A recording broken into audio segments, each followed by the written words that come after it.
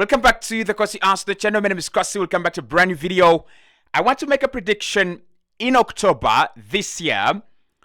Arsenal will be Premier League champions in May 2026. I've made that prediction.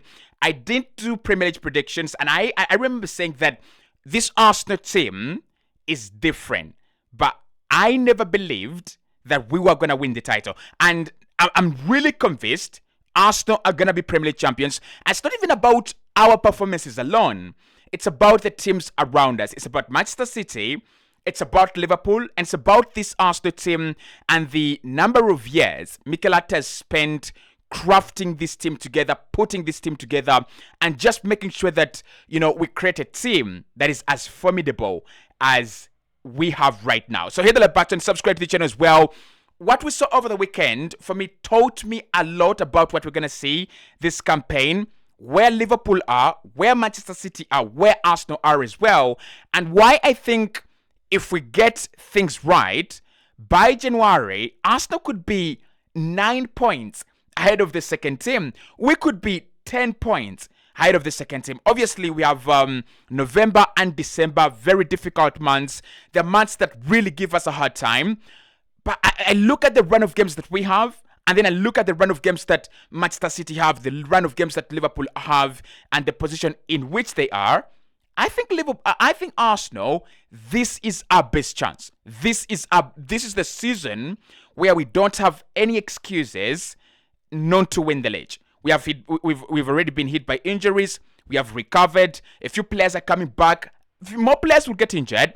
But I think at the end of the day, if you add the injuries that we have and the squad we have, and you add the chemistry in this squad, you add the creativity that has increased, you add the defensive prowess, you add the corners, I think we win the league this year. And this is why. So let's first talk about Manchester City. Because for Manchester City, for me, they're a bigger threat than Liverpool. And this is why. I think Manchester City, in terms of connection, and in terms of the fact that they've been together for a longer period of time, Pep Guardiola is not going to go 2 years without putting this team together. And we've already seen that. This season, they have not started off so well. They've lost the game to Brighton. They've lost the game to Tottenham Hotspur as well. But everything is coming together nicely, and everything is coming together the way they would have wanted. So they're a bigger threat to Arsenal than Liverpool, because Liverpool have a lot of quality as compared to Manchester City right now, but they don't have it together. They don't have a plan on how to use Isak and Ekitike and Vats and all these other players, and we're going to talk about that. But for Manchester City, if you watch the game against Everton over the weekend, I think there are 2 talking points that I picked up. One, City will lose games, City will drop points, but I won't be surprised if they finish with about 88 points to 85 to 88 points. I won't be surprised. What Pep has done, he's gone back to the drawing board and asked himself a few questions. One, why are we in such a situation? He looked at the tired squad. He looked at players that had overstayed. And then he looked at a philosophy that everyone knows how to beat, right? He looked at, this kind of passing that everybody knows how to defend against. He looked at the mid blocks and low blocks that teams were setting up. And he decided he was going to, create a difference. He was going to create something different. And so he created a very, very athletic team. And they look good, right? They really look good. Savinho, Doku, Bernardo Silva on the flanks. And of course, through the middle, you have players that have energy. Nico Gonzalez, Tijani Reinders. You have Erling Haaland running, up and down. And then Phil Foden kind of being that, creative pivot in the team. It is beautiful. So if you're Arsenal, you want to make sure that by the time Manchester City have it all together and everything is clicking, you've run away from them. We are 3 points ahead of them, and they have already scored more goals than we have this season. The difference, I think, is the goal difference. We've conceded 1 goal less. Okay, so that tells you for Manchester City, at some point in time, they're going to come good. At some point in time, they will be good. But for now, I don't think City got 5 games unbeaten. I don't think they have the ability to create a run of games, 5 games without a draw. Arsenal have that ability. And that's why I'm saying that this is our best year to win the league. This is our best chance to win the league. Because I look at Arsenal and I'm like, you have beaten Fulham after the international break.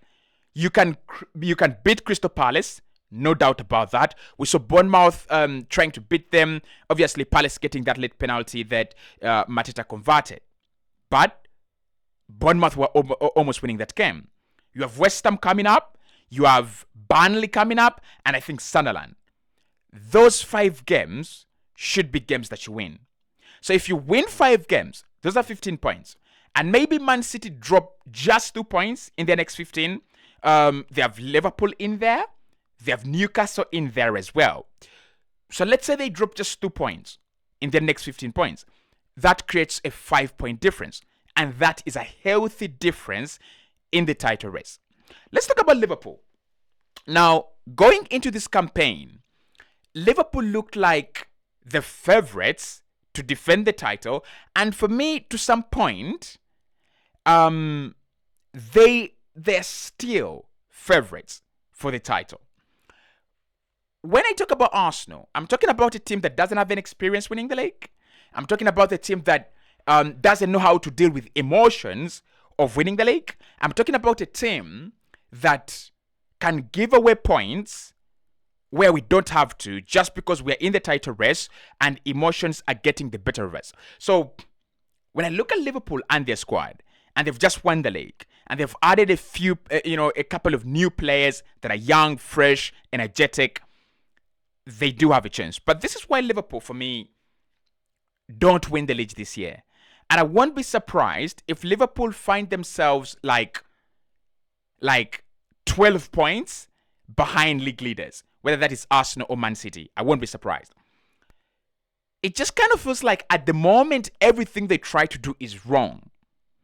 Apart from the summer and the first maybe 2-3 games, everything they're trying to do is wrong, starting with their pressing, the way they keep the ball, and defensively, they're just a shambles. And that could take some time to heal. That could take some time for them to deal with, and they don't have an easy run of games coming up. You've dropped points to Man United, Crystal Palace, and Chelsea.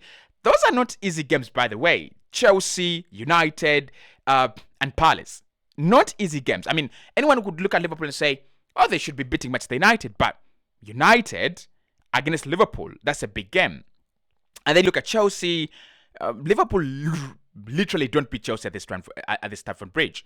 And Crystal Palace were unbeaten by the time Liverpool played them. And they're one of the teams that have really overachieved in the first part of the campaign. So Liverpool have a justification to lose those games. Liverpool have a justification to drop those points. The problem is that they've got so many problems, you can easily see through them. And it's going to take some time for them to deal with those issues, especially as we go into November and December. Because as you go into November and December, what you're looking at is there enough time for you to work on this squad as you have games coming in thick and fast? I think Liverpool have about 11 games in December. 11 or 12 games in December. Same as Arsenal, same as Man City, same as Chelsea, right? Whoever is playing in Europe, you have a lot of games in December. So then the question becomes, will Liverpool get enough time to reset prior to December? I don't think so. So by the time Liverpool get out of the first 19 games, will they be within range? Because I think in January, they'll get enough time and they can, create a run. They can put everything together. But will they still be in range? I don't think so. And that's why I think this is Arsenal's best year to win the title. And simply because of two reasons. One, when you talk about chemistry that Liverpool don't have, well, Arsenal do have the chemistry. This team has been together for the last 6 years, and we've added many players. And Zubimendi has clicked right away. The only player that needed to click right away in this Arsenal team was Martin Zubimendi. Because without Martin Zubimendi, without him clicking, everything goes wrong. But with Martin Zubimendi clicking and settling in seamlessly, the rest of the parts of this team will absolutely be okay. The rest of the other parts have been together for quite some time. Julian Timber, I think this is his 3rd year. Calafiori, 2nd year. Gabriel Magalhaes, I think this is like his 6th or 7th year at the team. Saliba, maybe 4th or 5th year. Raya, this should be his 3rd year. So you look at all the players. They've been together for some time. They've been together for quite a lot. And the chemistry is there. And you can easily see when we are on the ball, when you're off the ball, players understand each other. The only problem with Arsenal for me is that attack. It's not convincing enough. It's not convincing enough. Like, corners are not going to be the only way, and they shouldn't be the only way that you're guaranteed to get goals. You should be able to create goals and score goals in open play. So in terms of chemistry, I think we are better than Liverpool, and that can take us through a couple of games. Now, the one thing we are better than when it comes to Man City, and I don't know whether this actually helps in terms of, the title race and everything. I kind of feel like we have a better squad when it comes to City. And with City, what I'm really afraid of is they've got Doku, they've got Haaland, and maybe Rodri. And the question is, if Doku is not on form and Haaland is off form, if Haaland gets injured, does this team struggle? Because we know Haaland really does get injured a couple of times. Do they struggle? I kind of feel like they do, right? He's become this god for them in front of goal. They don't need to struggle a lot. They don't need to think a lot. Just get the ball into Haaland, and Haaland will find a way. And this season, what a run he's created. He's played about 8 games and scored about maybe 12 or 13 goals. That is remarkable, right? That is really remarkable. But when Erling Haaland kind of just goes down in form, and we know he's a beast of a striker, but what if he goes down in form? Do they struggle to find the back of the net? That is number one. Number two, it is Haaland and Doku's team, right? It's Haaland and Doku's team. And we have seen it with clubs like Arsenal. When you have Odegaard and Saka, the moment the other opponents learn to shut them down, it becomes difficult. So the question is for me when it comes to Man City, if Doku and Haaland go down, maybe injury, maybe teams learn to adapt, maybe any other reason, do they struggle? I really think they do. Now, it's Pep Guardiola, and for me, I trust him. He's a good manager. I won't be surprised if he wins the league with Haaland and Doku. Won't be surprised.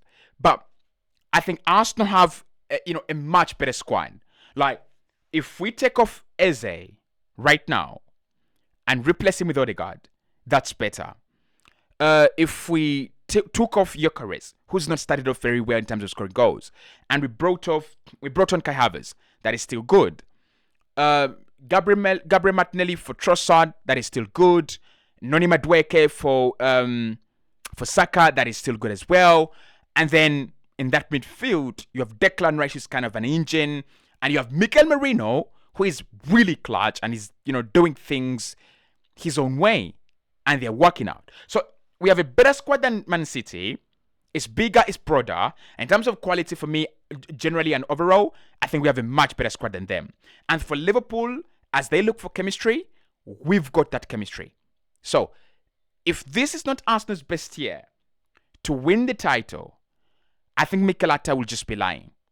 After spending that much and, being granted half a decade of trying and failing and trying and failing, this should be our year. And if we win the title this year, no one should be surprised. No one. It won't come as a surprise to me. It won't come to as a surprise to the opponents. It shouldn't. Arsenal have invested almost $1 billion in Mikel Arteta's team. And that's what $1 billion does. And that's what $1 billion should do. In fact, for me, I would go ahead and say Arsenal should win the Premier League by January and focus on the Champions League in the later part of the campaign. I mean, we don't have a reason.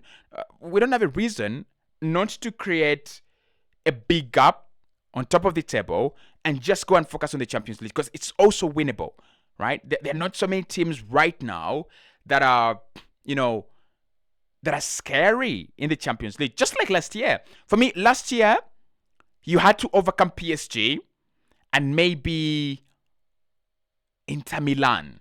Those are the two teams that I thought Barca were good, but they conceded a lot, right? And Arsenal were very good defensively. So it was about overcoming PSG and Inter. This year, I think Bayern are better, honestly, under company. They're very, very good. PSG are still good, but not as good, if you know what I mean. So again, there's a massive chance for Arsenal to go quarterfinals, maybe semi-finals, and maybe, you never know, to the final. I'm not saying we can win the double. I'm not saying we should try to win the double, but it doesn't hurt, does it?